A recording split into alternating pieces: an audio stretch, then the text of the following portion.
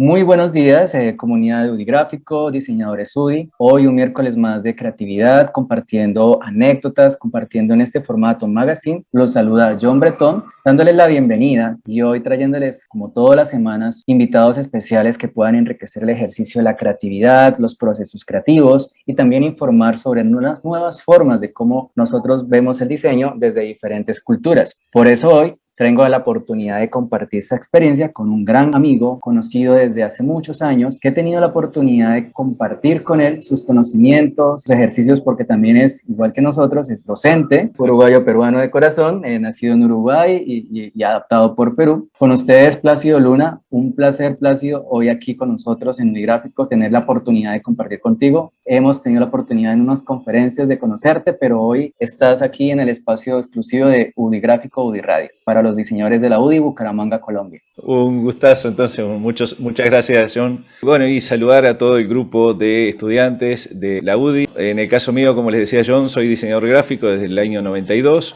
profesor de diseño desde el año 2002. He estado dictando en Montevideo desde el año 2002 hasta el año 2012, que me vine para Lima.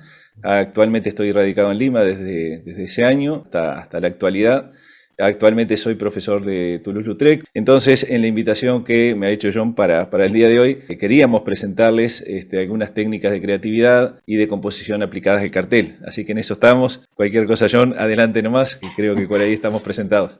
Coincidencialmente, tú tienes trabajas en la denominación de nuestra revista de carteles. Nosotros, te cuento, Plácido, todos los semestres hacemos una actividad de jornada de internacionalización, donde colocamos en práctica como los presaberes, los conocimientos de los chicos, y nos lanzamos a hacer una iniciativa desde diferentes campus. Ya ahora tenemos diferentes campus, Bucaramanga, San Gil, Barranca de Bucaramanga, y nos proponemos hacer como algunas piezas para desarrollar un concurso gráfico donde se demuestre un cartel, a manera de un cartel, de un póster, un aspecto cultural sobre un país. Por eso la invitación de hoy es para que tu conocimiento y lo que podamos aportarle a estos estudiantes y a los egresados les sirva en el desarrollo de un diseño de cartel desde diferentes puntos de vista.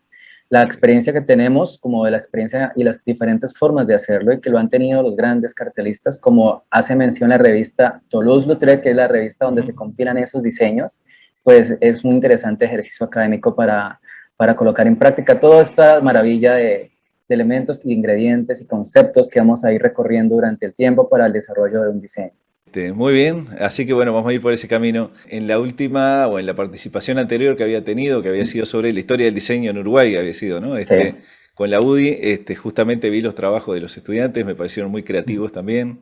Hay mucha técnica y sobre todo mucha reflexión previa a la confección del cartel que, como en cualquier pieza en la que trabajemos en la parte de diseño, la conceptualización previa que se hace en ese sentido es fundamental entender el concepto de diseño como plan mental, ¿no? Entonces, lo que hacemos para diseñar el cartel, el diseño del cartel, está en todo lo previo a la concepción y a la creación de ese afiche, ¿no? Entonces, la investigación. Exactamente. Y ahí yo sé que John está trabajando bastante intensamente con varios procesos de conceptualización, con varios conceptos de diagramación, con varias técnicas de lenguaje visual de las piezas, y me parece que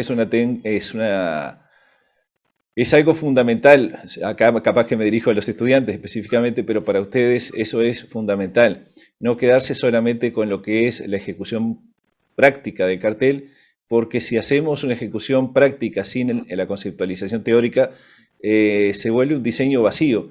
Y ahí hay una sensación de frustración en el estudiante, como diciendo no puedo, no sé, esto no es para mí. ¿Y ha pasado? ¿Te ha Eso. pasado con tus estudiantes en tus ejercicios? Pasa, pero me ha pasado mucho con estudiantes que de repente se enfocan en la práctica nada más y cuando llegan al momento de conceptualizar la pieza quedan sin recursos, ¿no? Y terminan imitando. Un compañero de trabajo habla de la instrumentalización en el diseño, ¿no? Hace referencia a cómo el diseñador o nosotros a veces caemos en el vicio o en el juego de las herramientas tecnológicas cuando no usamos un buen uso de ellas, cuando llegamos a un diseño de cartel. Exacto. Y simplemente nos dejamos guiar por la instrumentalización que nos ofrece la empresa Adobe, que es muy rica en eso, en herramientas para eso. Pero veamos el proceso análogo, o el proceso de no tanto lo análogo, sino el ejercicio del boceto, de la investigación, de escribir una idea. de hacer Eso un es, sketch, de hacer un juego de combinación, un juego de ideación.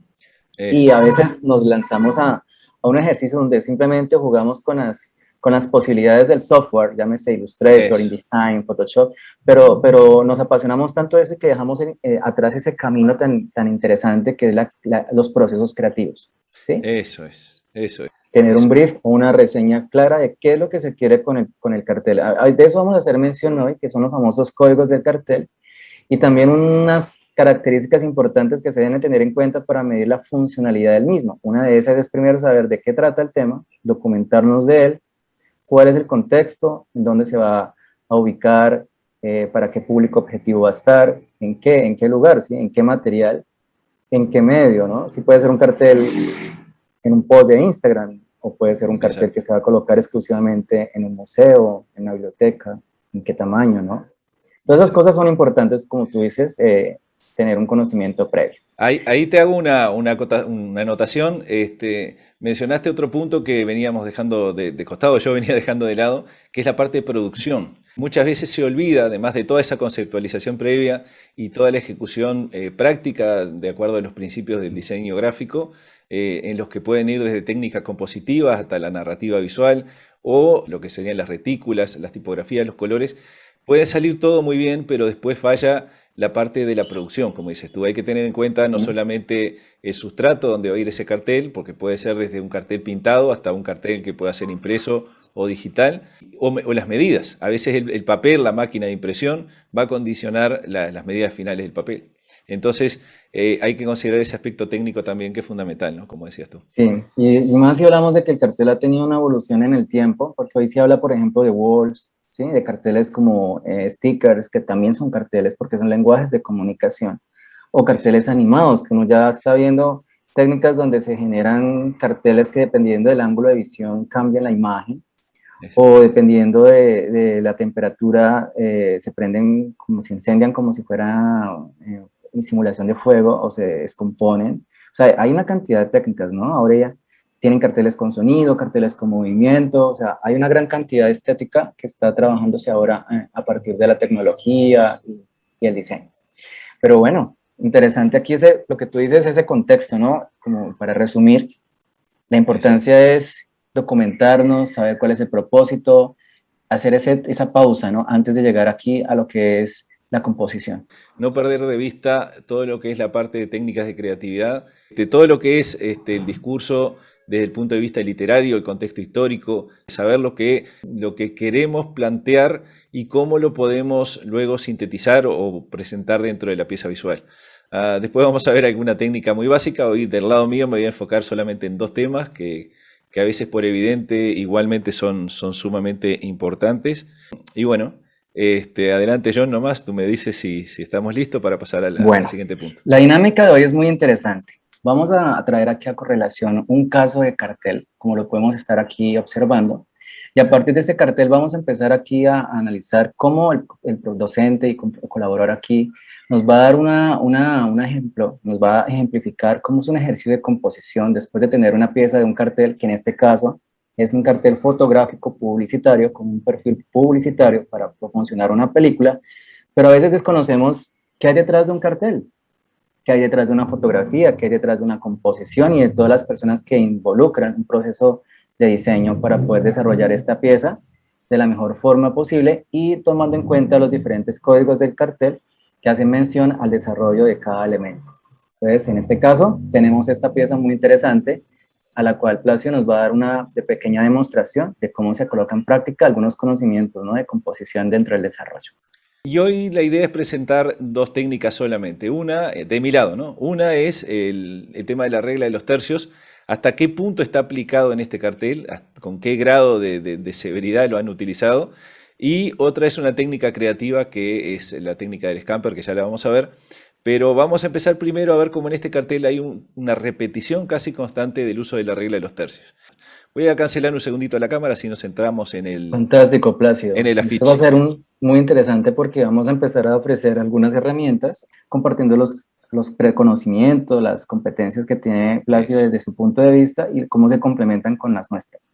Perfecto. La idea de esto es mostrar cómo a partir de un afiche, un cartel de cine argentino, se han aplicado las técnicas de la regla de los tercios para el posicionamiento de cada uno de los elementos o de la mayoría de los elementos que se encuentran en el cartel, para ver cómo se distribuyen estos elementos. Fíjense, en primer lugar, cómo yo estoy trabajando con un conjunto de líneas que dividen el cartel en sí en tres partes. Por ahí puede surgir la palabra, bueno, o el pensamiento no encaja exactamente con el horizonte, ¿no? Podría ser.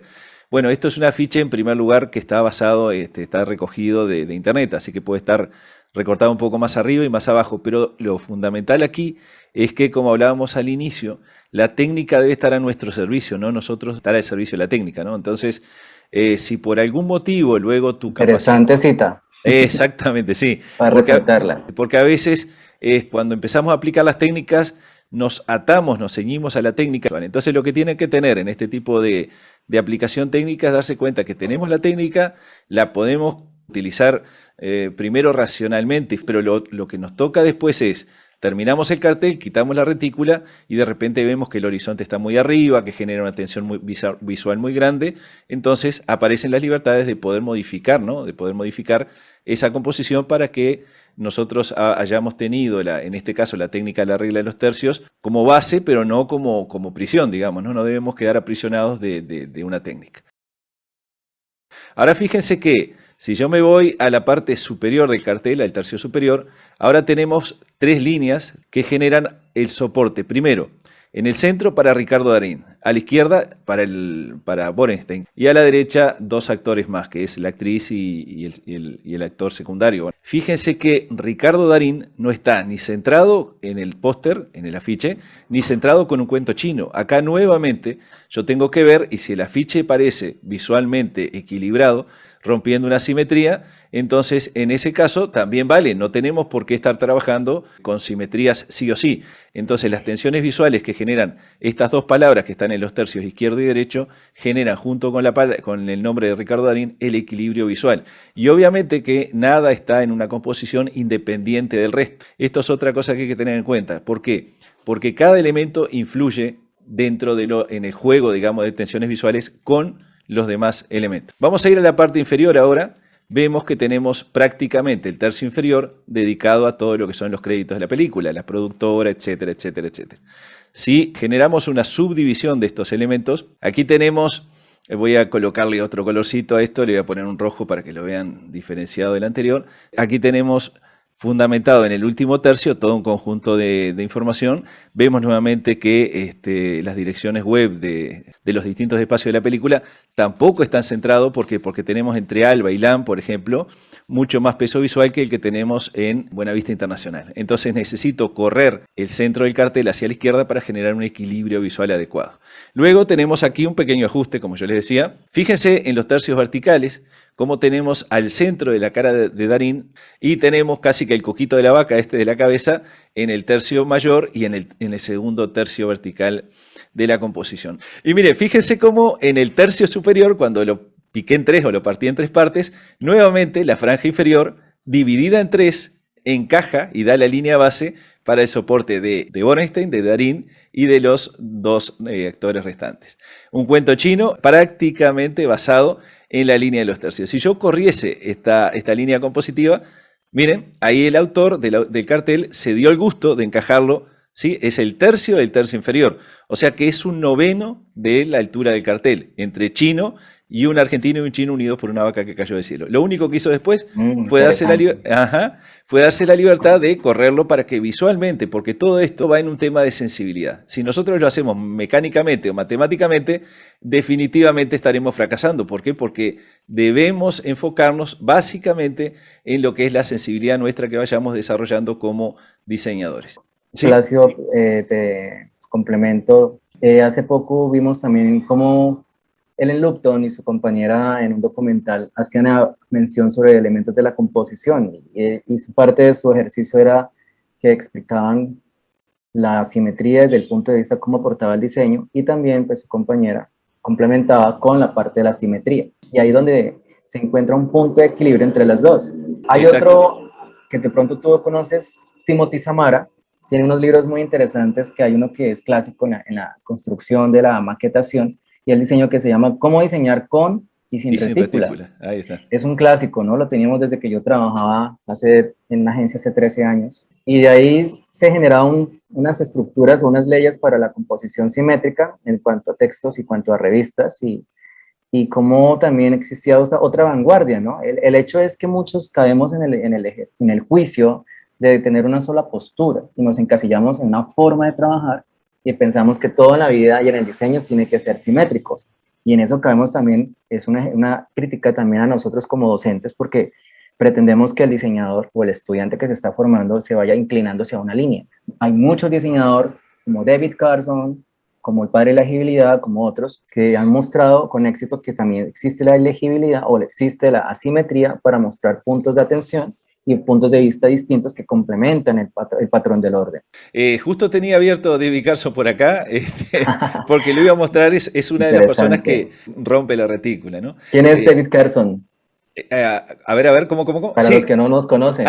David Carson para mí es un diseñador que generó una disrupción absoluta con lo que fueron los principios del diseño. Desde su web, que creo que la estamos viendo ahí, ya tenemos aquí tenemos a David Carson, y cuando a él le han criticado que sus trabajos no se entienden, él dice, acá tenemos un cartel de David Carson, por ejemplo, él dice, no lo entiende el público en general, pero mi público sí lo entiende, o sea, como que está sectorizado en un público bien específico, ¿no? Ese es uno de los... Tiene otras intenciones que es como jugar con la concepción, con la parte racional e intelectual del lector, ¿no? Que hace que juegue a través de él y deconstruya o juegue verbalmente con estos elementos, ¿no? Exacto. Pero muy interesante cómo tú partes del orden para después partir de la deconstrucción, ¿no? Para generar deconstrucción, estamos haciendo este ejemplo que tú nos traes y es muy interesante esta película de cine argentino.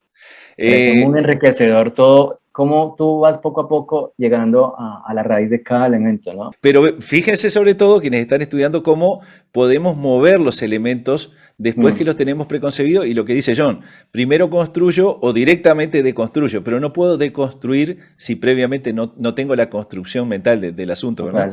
O por lo menos mental. Exactamente, por lo menos, exacto. Y fíjense cuando yo parto, ahora estoy partiendo el noveno superior izquierdo, fíjense aquí cuando le ponga color, le voy a cambiar a ver un color magenta, estoy tratando de que se vean las líneas, no de diseñar nada, y miren cómo Pampa Films y demás, fantástico. O sea, exactamente encajadito en el tercio de cada uno de estos cuadros. Dividimos en 3 tercios verticales, dejamos un tercio vacío para dejar el espacio para un cuento y alineamos hacia la izquierda y aquí a la derecha nuevamente tenemos un tercio para la O, digamos, y el margen correspondiente y ahí tenemos en la primera línea vertical que divide el cuadro en 3, tenemos cada uno de los créditos de la producción.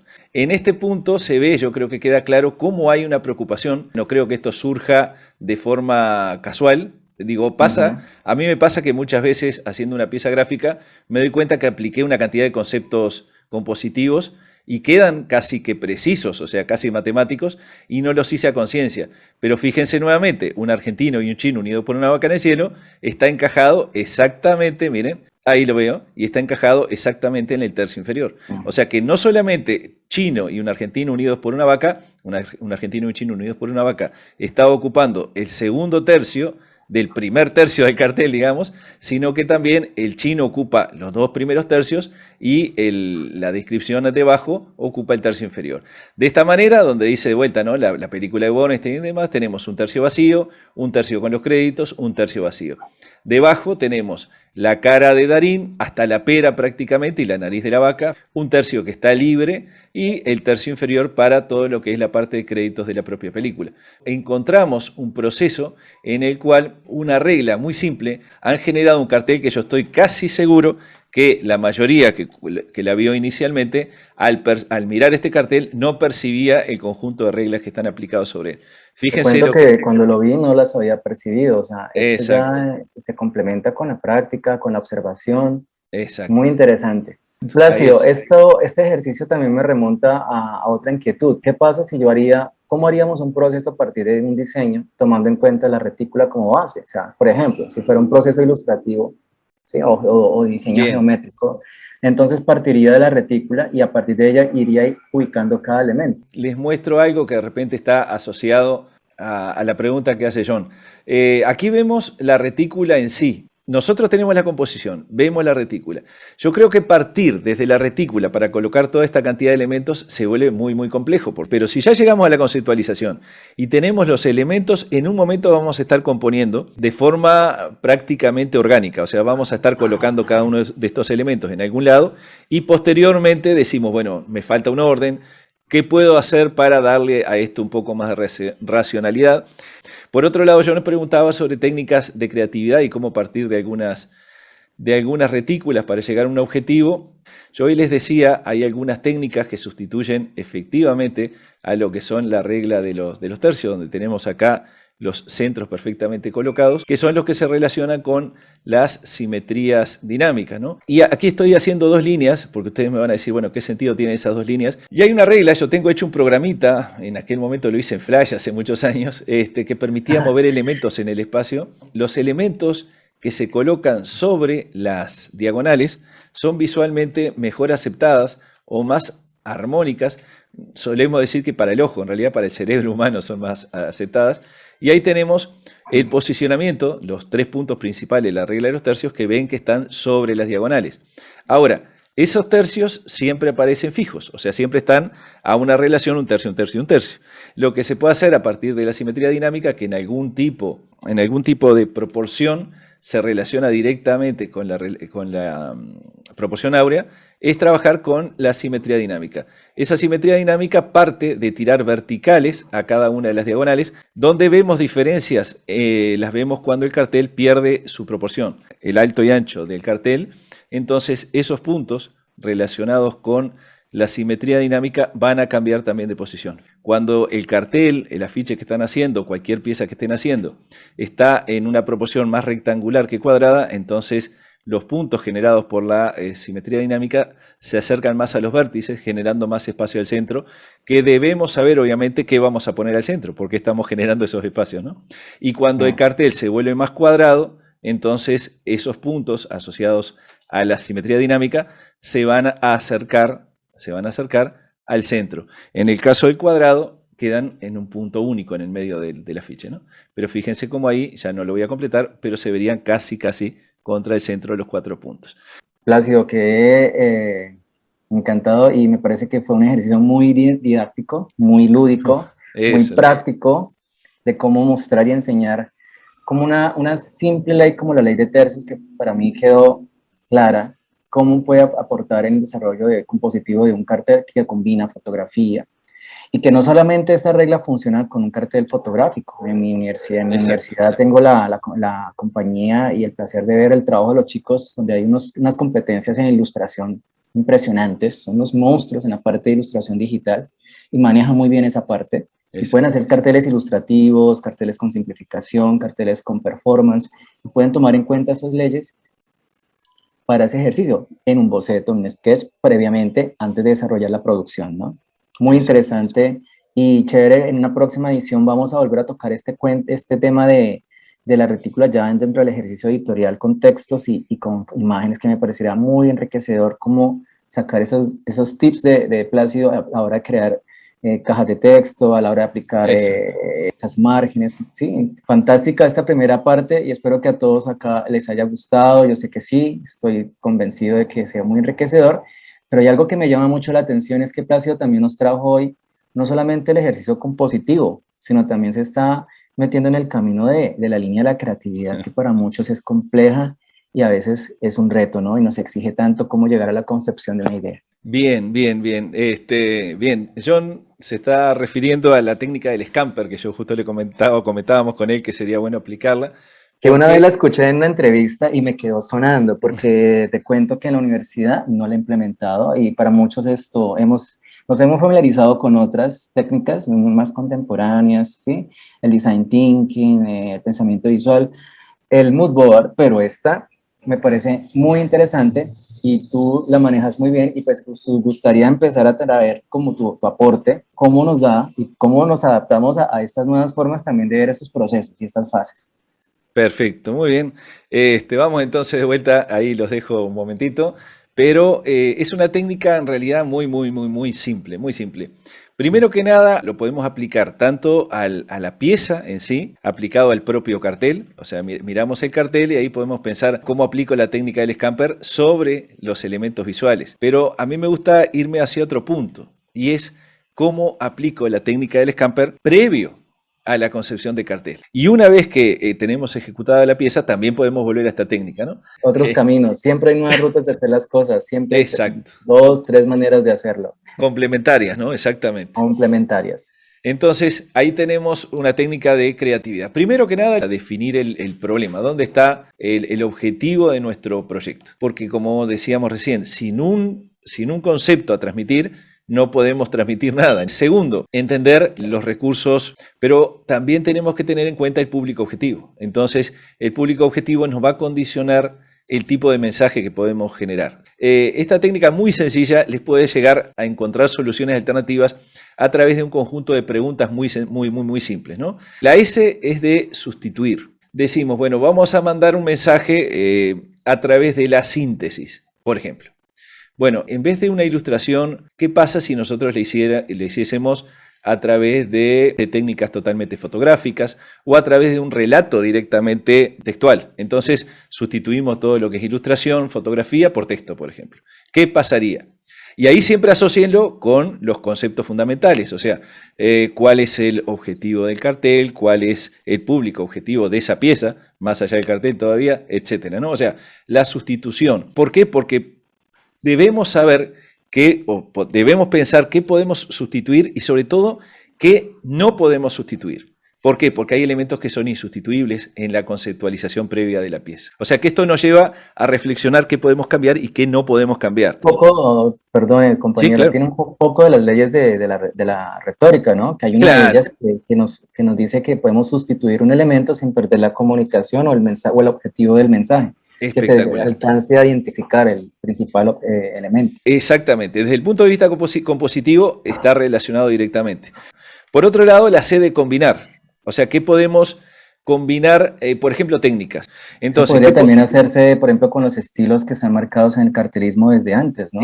Por ejemplo, una estética del estilo de, por ejemplo, cómo combinar una estética de un cartel de Alphonse Mucha de pronto con uno del cartel psicodélico o con de construcción con David Carson. Esa es una... Ahí cada vez que yo escucho a Carson me acuerdo de Neville Brody también, porque en un momento lo asociábamos mucho uno con otro, a pesar de que son distintos en su esencia, pero Neville Brody también tiene una técnica a través de composiciones tipográficas diferentes a la de Carson. Entonces, ¿cómo mezclaba podemos hacer un Neville Carson, ¿no? en vez de Neville Brody? Las ideas, ¿qué puedo tomar de la competencia? ¿Qué puedo tomar de otras disciplinas? Hoy John mencionaba algo muy importante que era los carteles sonoros. Yo tengo un cartel que sí, en algún momento surge, se los puedo presentar, que en realidad era un panel animado y presentaba a través de cilindros que giraban en RGB, los posicionaba para generar unos megapíxeles grandotes. Pero, ¿qué pasa si nosotros... Fíjense, voy a hacer un ruido aquí y ustedes imagínenselo visualmente. Yo hago así. Unas personas ¿Sabes a qué me recuerda eso? A ver. Al sonido de la serie que estoy viendo hace poco en Netflix que se llama El Juego del Calamar. Se nos está acercando el tiempo de jugar. Eso es. Ahí tenemos, como dice John, un tema de acercamiento. En otro lado, de repente podemos ver simplemente una línea de puntos. Hay quienes pueden percibir el vacío entre los puntos y ver líneas y que los puntos sean separaciones. Entonces ahí combinamos técnicas auditivas con técnicas visuales y podemos obtener de ellos algunos resultados. El otro es la adaptación, o sea, cómo puedo adaptar, y ahí ya hemos hablado de eso, cómo podemos adaptar el sonido, por ejemplo, a una pieza, cómo podemos adaptar, materiales, exactamente, a nuestra publicación. Hace poco yo en un tallercito que di, mostraba un trabajo donde era un libro sobre piezas textiles del 1800 y pico, y ese libro obviamente era muy difícil imprimir una textura de tela con las técnicas que habían. Lo que hacían directamente pegaban la tela. Entonces, en ese sentido, adaptaron, ¿no?, una técnica de collage a un libro, de acuerdo a los costos de producción y demás, ¿no? La otra es la modificación, y es que puedo modificar, ¿sí?, la retícula, como hablamos recién, las tipografías, las proporciones, la jerarquización, el uso de fotografía o ilustración, etcétera, ¿no? Entonces, en la combinación, por ejemplo, en la C también podíamos haber combinado ilustración con fotografía, como se ha utilizado muchas veces. O Técnica mixta. técnicas mixtas, exactamente. O cómo podemos modificar posiciones de los canales dentro de Photoshop. Entonces, la otra es proponer. ¿Cómo puedo proponer un uso diferente a la fotografía de Darín? ¿Qué pasa con la vaca? ¿Cómo puedo proponer una posición diferente? La historia está basada en un hecho real, una vaca que cae del cielo, así literalmente, y pasó en China. Entonces, ¿qué pasa? ¿Qué puedo hacer si pongo la vaca en primer plano cayendo, ¿no? O sea, que la doy vuelta. Proponer un uso distinto, y usted dice, bueno, pero ¿qué uso distinto tendría la vaca al revés? Y bueno, un uso en lo que es la retórica, un uso en lo que es la narrativa del cartel. Sí, ahí viene la retórica, ¿no? Como darle la vuelta a las cosas, como por ejemplo mostrar lo no obvio, mostrarle una cosa diferente, ¿no?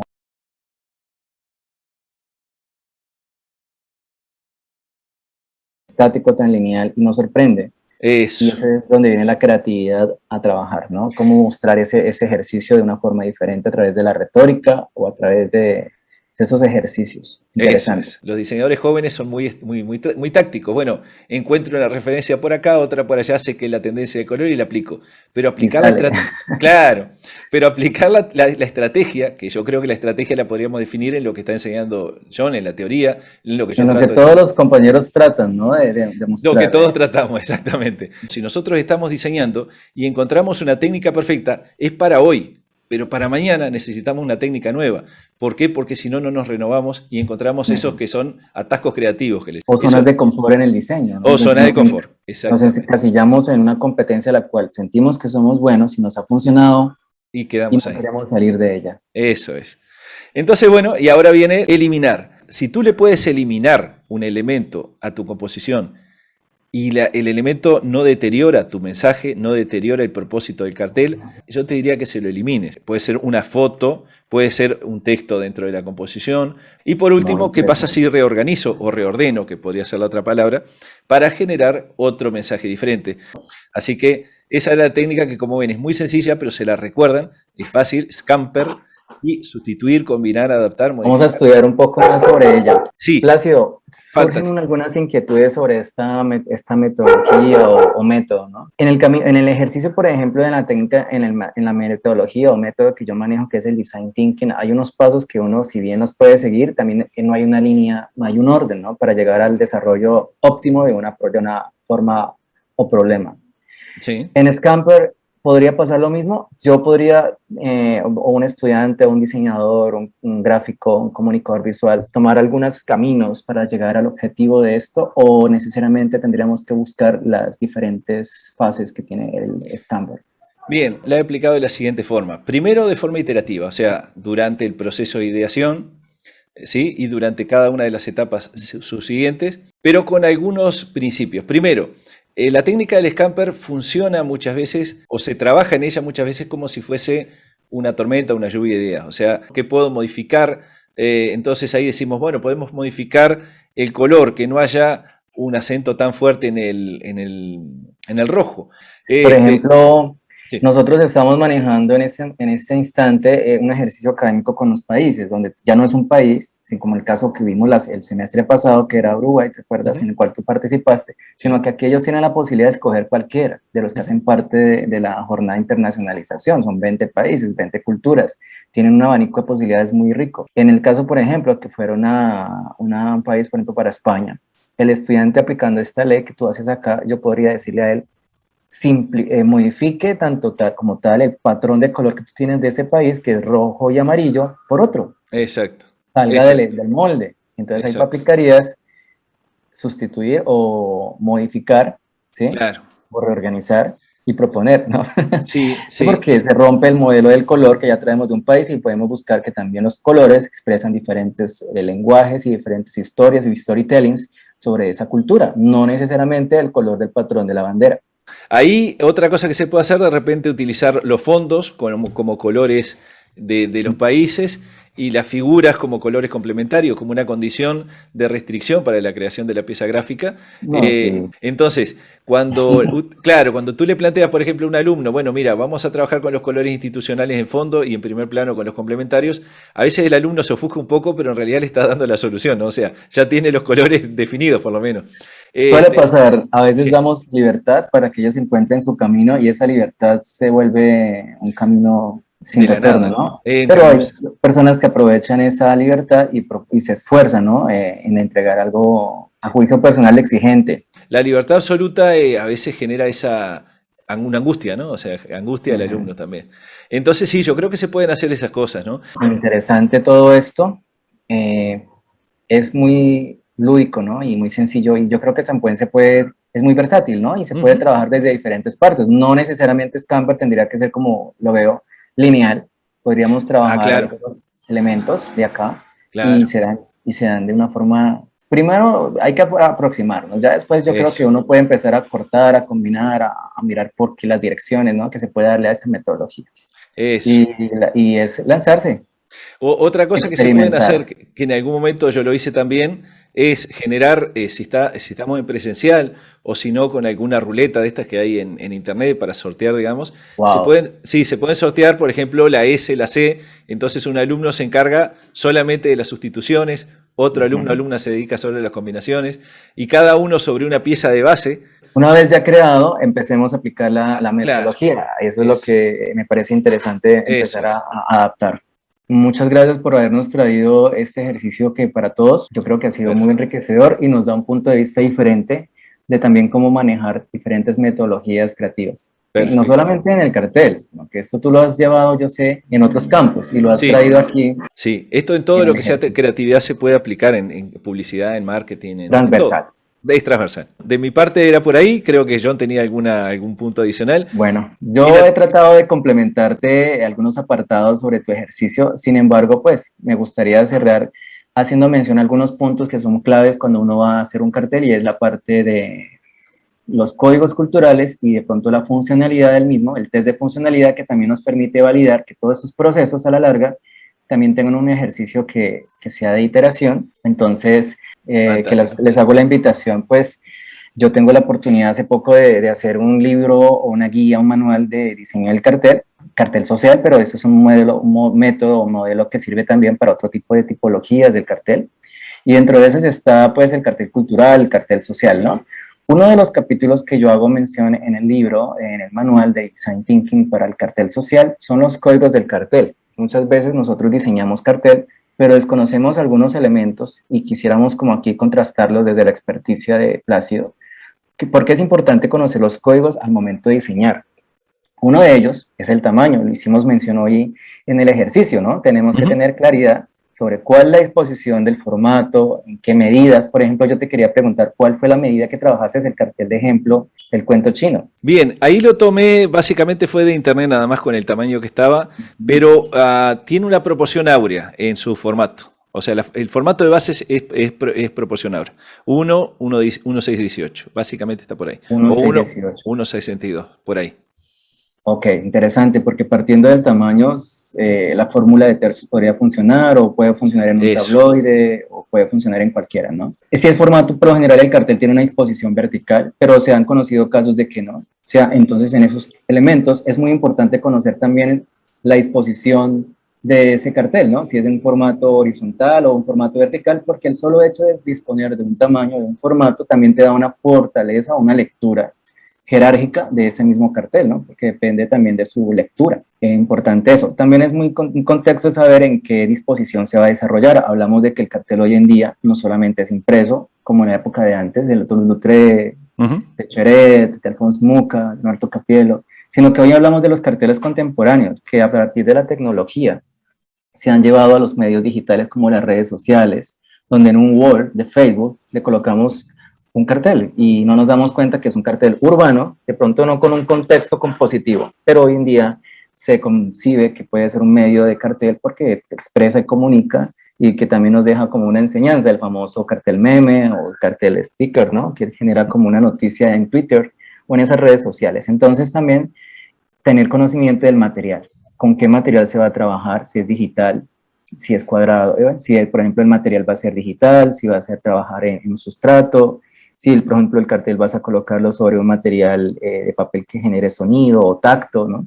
También es muy importante conocer los acabados especiales de ese material, si va a ser para exteriores, si se va a deteriorar con la atmósfera del tiempo, con la lluvia, o va a ser un cartel interior. Son elementos también que es muy importante conocerlos, no solamente en la ubicación, sino también lo que quieres expresar con el material del cartel, ¿no?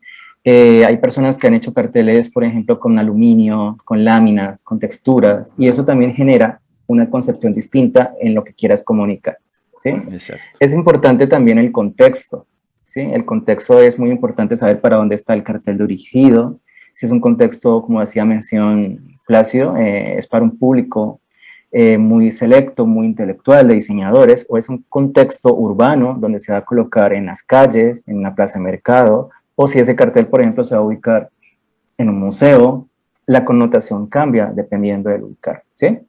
Entonces, tener en cuenta el contexto.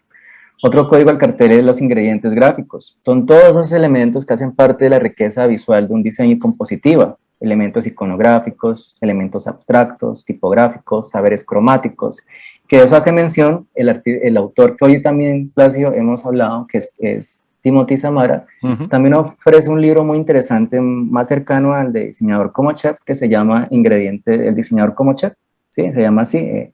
El primer libro que sacó fue Cómo diseñar con ISO en retícula, y después sacó hace poco, bueno, unos años, un libro muy bonito de los ingredientes gráficos, haciendo alusión a la gastronomía. Sí, hablamos de composición, hemos hablado durante esa sesión de composición, en este camino hay muchas reglas y todavía quedarán muchas por explorar, pero son las que nos complementan y nos ayudan a ese ejercicio del código del cartel, nos dan ese orden o nos dan también ese punto de diferencia.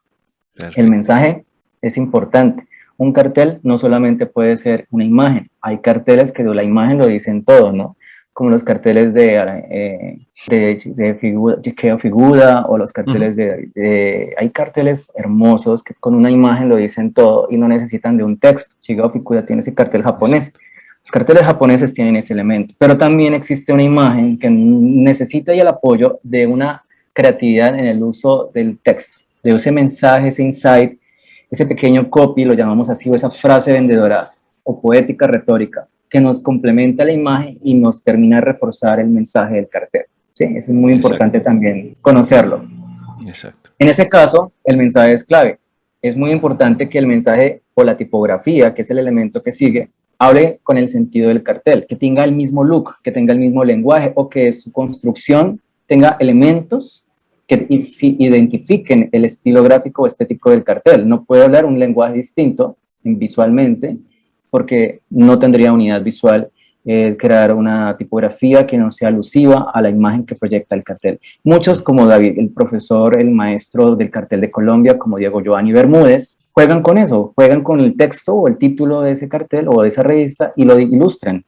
Hacen parte del mismo cartel, es ilustrativo, es gráfico, es iconográfico, o sea, juegan verbalmente para que tengan el mismo lenguaje, esos mismos elementos o esos mismos trazos o esos mismos pinceles, esa misma construcción, o lo integra a la pieza del cartel. Y en ese sentido, el lenguaje tipográfico, cuando no existe, cuando es concebido como una pieza creativa, cuando es concebido como una especie de selección tipográfica, también es muy importante saber escoger cuál es la tipografía adecuada, cuál va en el sentido de la imagen, porque puede ser de que la imagen lo diga todo, pero el texto y la tipografía vayan en otro camino y no haya una unidad visual, y en ese sentido la composición se ve afectada.